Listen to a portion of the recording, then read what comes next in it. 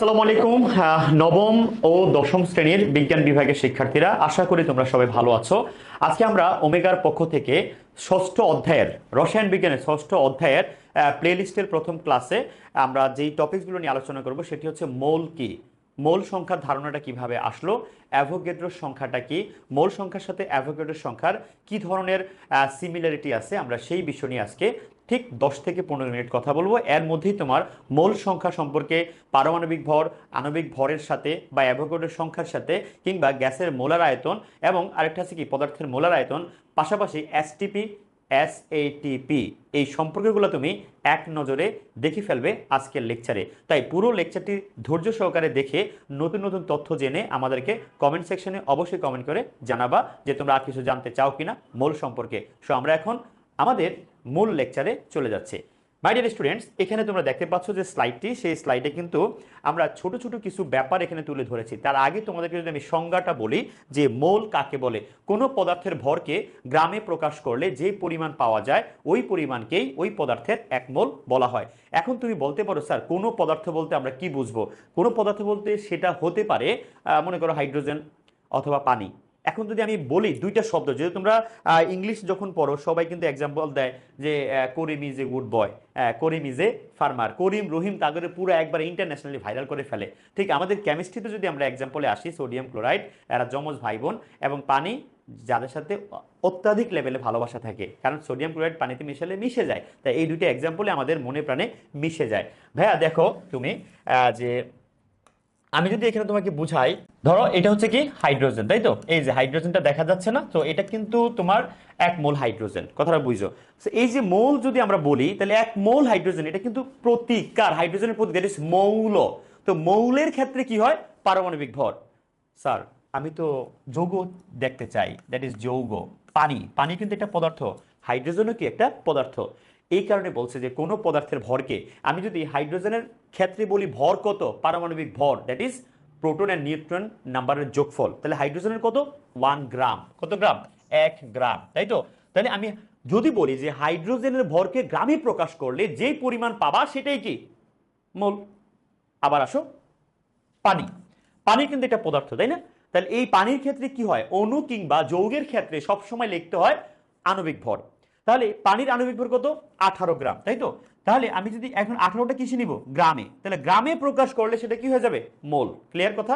তাহলে কোনো পদার্থের ভরকে গ্রামে প্রকাশ করলে যে পরিমাণ পাওয়া যায় ওই পরিমাণকে ওই পদার্থের এক মোল বলা হয়। ওকে, লেটস গো। আসো, কোন মৌল মানে মৌল, দেখো কোন মৌল বা যৌগের পারমাণবিক ভর বা আণবিক ভরকে গ্রামে প্রকাশ করলে তাকে ওই মৌল বা ওই যৌগের গ্রাম পারমাণবিক ভর অথবা গ্রাম আণবিক ভর অথবা 1 গ্রাম অণু অথবা 1 গ্রাম মৌল অথবা 1 মোল বলা হয়। তাহলে একটি সংজ্ঞা তোমার লাইফে অনেক সংজ্ঞার জন্ম দেয়। কিভাবে? এই সংজ্ঞাটা তুমি দেখলেই বুঝবা যে কোনো পদার্থের বলতে আমরা মৌল বুঝি, যৌগ বুঝি। মৌলের ক্ষেত্রে পারমাণবিক ভর, যৌগের ক্ষেত্রে আণবিক ভর। তাহলে আমি এই ভরটাকে যদি গ্রামে প্রকাশ করি, যেই পরিমাণ পাওয়া যায় সেই পরিমাণকে আমরা কি বলি?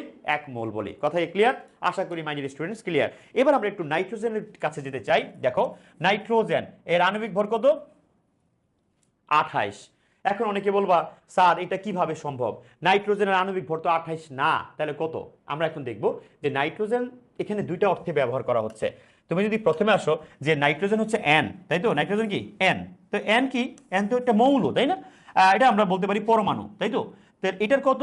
এটা হচ্ছে 14 গ্রাম, তাই তো? 14 গ্রাম। কেন? যদি আমরা এটাকে মৌল হিসেবে কাউন্ট করি তাহলে হবে গ্রাম, পারমাণবিক ভর। আর যদি আমি এটাকে অণু হিসেবে কাউন্ট করি, ধরো N2, তাহলে হবে কত? 28 গ্রাম, তাই তো মাই ডিয়ার স্টুডেন্টস? তাহলে নাইট্রোজেনের ভরকে আমি গ্রামে প্রকাশ করলে যেই পরিমাণটা পাবো সেই পরিমাণটাকে আমি কত বলবো? 1 মোল বলবো। তোমরা এখানে ফিগারে দেখতে পাচ্ছ কপারের কথা লেখা আছে, কপার, কপার অ্যাটম, তাই তো? এটা নিরপেক্ষ। এটা কপারের ভর কত? 63.5, 63.5 ইকুয়াল 1 মোল। ইকুয়াল কত? 1 মোল। তাহলে ভাইয়া তুমি অবশ্যই মোল সম্পর্কে ধারণা পেয়ে গেছো যে নাইট্রোজেনের আণবিক ভর। এখন অনেকে বলবে স্যার আপনি যেখানে নাইট্রোজেনের আণবিক ভর লিখছেন 28, তাহলে নাইট্রোজেনটা কি N নাকি N2? ভাইয়া তুমি জানো যে অণুর ক্ষেত্রে সবসময় আণবিক ভর হয়, সো এখানে উল্লেখ করার কিছু নাই যেটা N2। ওকে, 28। তো এই ভরটাকে যদি আমি গ্রামে প্রকাশ করি তাহলে তুমি দেখো যদি আমি এটাকে গ্রামে প্রকাশ করি, গ্রামে প্রকাশ করলে নাইট্রোজেনের গ্রাম আণবিক ভর হয় কত? 28 গ্রাম।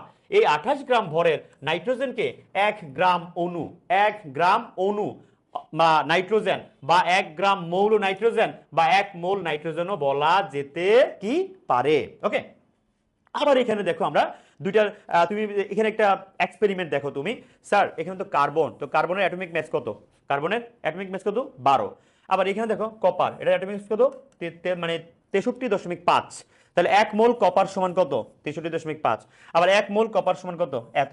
তাহলে ভাই এখন বিষয়টা হচ্ছে 1 মোলের ক্ষেত্রে সবসময় সেম থাকে, এখানে কত গ্রাম 12 গ্রাম, এখানে কত গ্রাম 63.6 গ্রাম। তুমি এখানে এই যে মেশিনটা দেখতে পাচ্ছ, ওজন মাপার মেশিন, দুইটা কাটা কিন্তু এক জায়গায় নাই, বাট এখানে মোল সংখ্যা কি সমান, এটাও 1 মোল, এটাও কি 1 মোল, মোল সংখ্যা ইকুয়াল বাট ভর সংখ্যা কি ভিন্ন।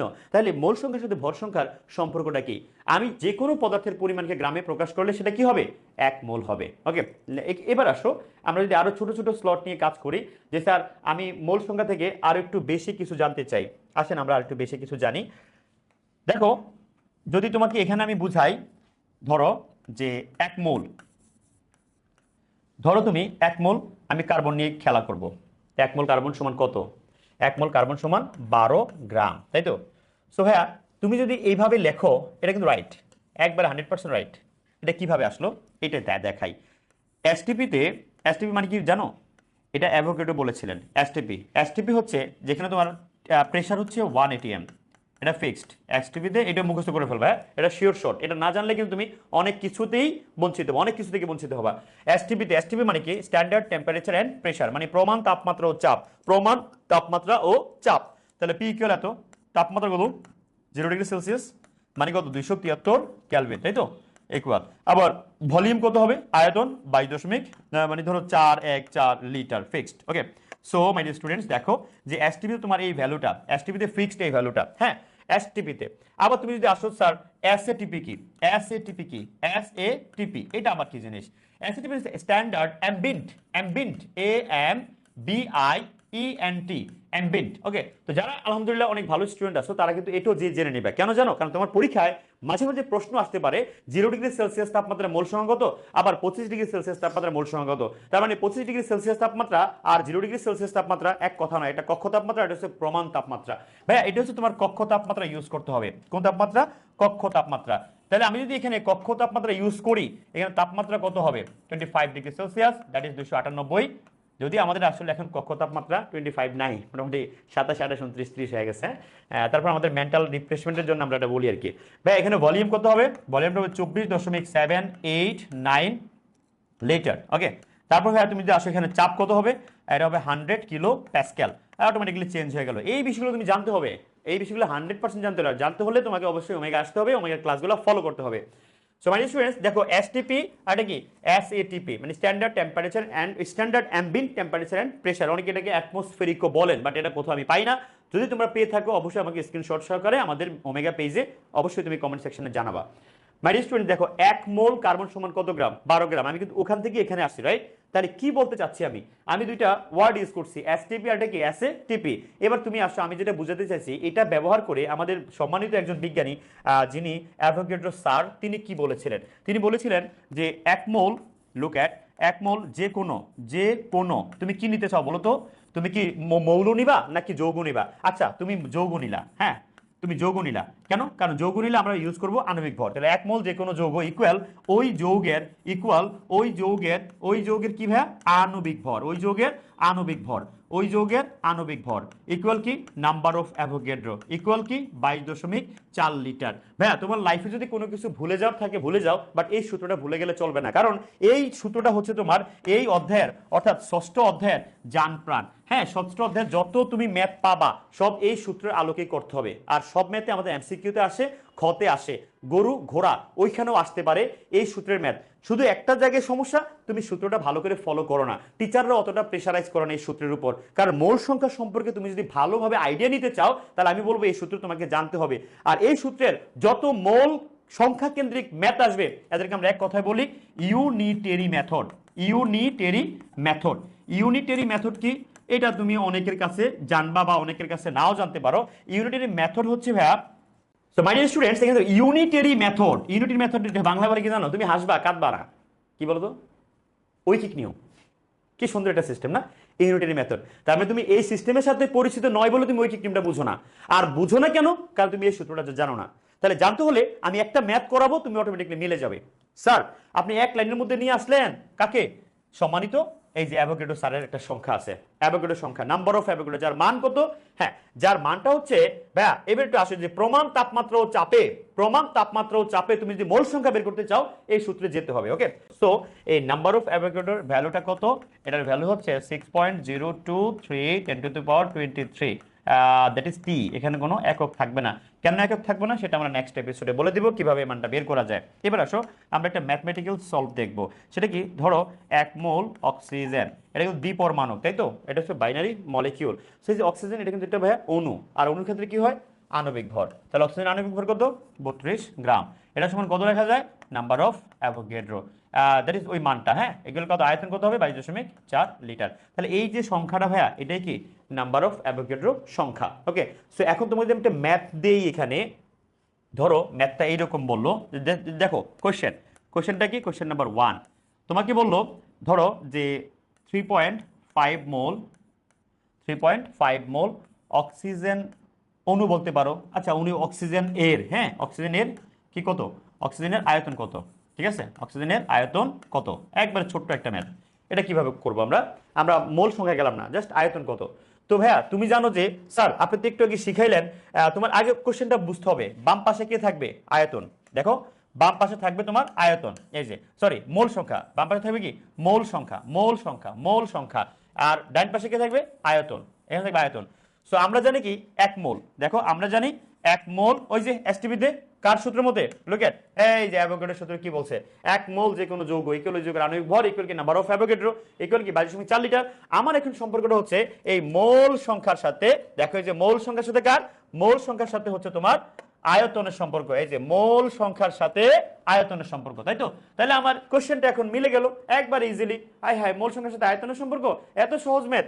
দেখো এই মোল সংখ্যার সাথে তার মানে কি 1 মোল অক্সিজেন এর আয়তন কত ভাই? 1 মোল অক্সিজেন আয়তন হচ্ছে 22.4 লিটার। এটা কিন্তু আমরা এসটিপিতে জানি। তাহলে তোমার কোশ্চেনে কত চাইছে? 3.5। এই 3.5 মোল অক্সিজেনের আয়তন হবে 22.4 লিটার ডিভাইডেড বাই 1 ইন্টু কত? 3.5। সো ভাই তুমি 1 দিয়ে ভাগ দিল কি না দিল কি? এবার আসেন তাহলে কি থাকতেছে, এবার তুমি এটা গুণ করে যে মানটা আসবে সেটা হবে কি অ্যান্সার। তাহলে আমরা কিন্তু পেয়ে গেলাম। হ্যাঁ, মানে দেখো ছোট্ট একটা ম্যাথ। এখন তুমি যদি বলো স্যার আমি তো মোল সংখ্যা আরো ভালো করে জানতে চাই, যে মোল সংখ্যা কি বা মোল সংখ্যা কিভাবে বের করতে হয়, তুমি যে লেকচার না বুঝো তাহলে আর মোল সংখ্যা বুঝবা না। তার মানে একেবারে ইজি এবং শিওর শর্ট দিয়ে আমি বোঝানোর চেষ্টা করছি। জাস্ট তুমি এসটিপিতে সূত্রটা মনে রাখবা, তাহলে হবে। আর এখানে আরেকটা বিষয়টি দেখো, লক্ষ্য করো, সেটা হচ্ছে যে অ্যাভোগাড্রো সংখ্যাটা কি? অ্যাভোগাড্রোর সংখ্যা, আমরা তো একটু আগে অ্যাভোগাড্রোর সংখ্যা নিয়ে বিস্তারিত অনেক কিছুই বলছি। এই দেখো এখানে কি বলছে অ্যাভোগাড্রোর সংখ্যাটা। দেখো অ্যাভোগাড্রোর সংখ্যাটাতে তোমাকে এখানে বারবার একটা জিনিসে ফোকাস করা হয়েছে, যে কোনো বস্তুর এক মৌলে যত সংখ্যক অণু থাকে, কোনো বস্তুর এক মৌলে যত সংখ্যক অণু থাকে সেই সংখ্যাকে অ্যাভোগাড্রোর সংখ্যা বলা হয়। একে এন এ দ্বারা বা এন দ্বারা প্রকাশ করা হয়। বিভিন্ন পরীক্ষার মাধ্যমে মানটা পাওয়া গেছে এত। এখন অনেকে বলে স্যার এই অ্যাভোগাড্রোর সংখ্যার মানটা কিভাবে বের করা যায়? অ্যাভোগাড্রোর সংখ্যা মানটা বের করা কি আদৌ কোনো সূত্র আছে কিনা? অবশ্যই আছে, আমি দেখাচ্ছি। অ্যাভোগাড্রোর সংখ্যাটি তাপমাত্রা ও চাপের উপর নির্ভর করে না, কারণ তাপমাত্রা ও চাপের পরিবর্তনের সঙ্গে গ্যাসের আয়তনের পরিবর্তন হয়, কিন্তু ভর কিংবা অণুর সংখ্যার কোনো পরিবর্তন হয় না। এই লাইনগুলো খুবই ইম্পর্টেন্ট। তাপমাত্রা ও চাপের, দেখো ভাইয়া এসটিপিতে তাপমাত্রা কত ছিল? তাপমাত্রা ছিল 0 ডিগ্রি সেলসিয়াস, তার চাপ ছিল কত? 1 এটিএম। সো এখানে তুমি পরিবর্তনটা অবশ্যই লক্ষণীয়। দেখো এত গ্রাম হাইড্রোজেন, এত গ্রাম নাইট্রোজেন, এত গ্রাম অক্সিজেন, আবার এত গ্রাম কি অ্যামোনিয়া, এত গ্রাম কার্বন ডাইঅক্সাইড, এর মধ্যে অণুর সংখ্যা সবসময় কত? Number of Avogadro. তার মানে কি এটা ভর সংখ্যার উপর কিন্তু ডিপেন্ড না, কারণ এটা মোল সংখ্যার উপর। মানে 1 মোল প্রমাণ অবস্থায় 1 মোল পৃথিবী সমান নাম্বার অফ অ্যাভোগাড্রোর সংখ্যক পৃথিবী। প্রমাণ অবস্থায় 1 মোল ধরো আইনস্টাইন আরিফ স্যার সমান নাম্বার অফ অ্যাভোগাড্রোর সংখ্যক আরিফ স্যার। দ্যাট ইজ প্রমাণ অবস্থায় 1 মোলের ক্ষেত্রে পুরো পৃথিবী যদি তুমি বলতে চাও সেখানে কি হবে? নাম্বার অফ অ্যাভোগাড্রোর সংখ্যা হবে। তাহলে মাই ডিয়ার স্টুডেন্টস, এই যে মোল সংখ্যা ধারণার সাথে আমরা এখানে দেখো ছোট ছোট কিছু ট্রিক্স দিছি, যে mass of 1 mole hydrogen atom তো আমরা যদি এখন দেখি যে 1 মোল সমান কত, নাম্বার অফ অ্যাভোগাড্রোর সংখ্যা, মানে অল টাইম।